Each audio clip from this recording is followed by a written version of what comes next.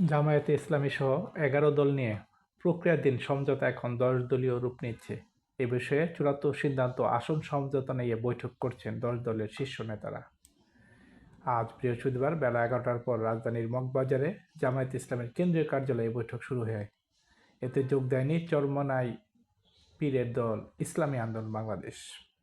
সূত্রমতে বৈঠকে উপস্থিত আছেন জামায়াতে ইসলামীর নায়েবে আমির ডাক্তার সৈয়দ আবদুল্লাহ মোহাম্মদ তাহের, বাংলাদেশ খেলাফত মজলিসের আমির মাওলানা মামুনুল হক, খেলাফত মজলিসের মহাসচিব ডক্টর আহমদ আব্দুল কাদের, জাতীয় নাগরিক পার্টির আহ্বায়ক নাহিদ ইসলাম, এবি পার্টির চেয়ারম্যান মুজিবুর রহমান মঞ্জু, খেলাফত আন্দোলনের নায়েবে আমির মাওলানা মুজিবুর রহমান হামিদি, জাতীয় গণতান্ত্রিক পার্টির সহসভাপতি রাশেদ প্রধান, লিবারেল ডেমোক্রেটিক পার্টি, ন্যাজামা ইসলাম পার্টি আর ডেভেলপমেন্ট পার্টির নেতারা।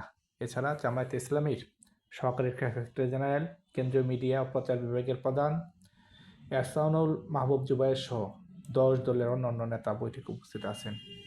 এই বৈঠক থেকে নির্বাচনী সমঝোতার বিষয়ে ঘোষণা দিতে সংবাদ সম্মেলন করার সিদ্ধান্ত হবে বলে জানা গেছে।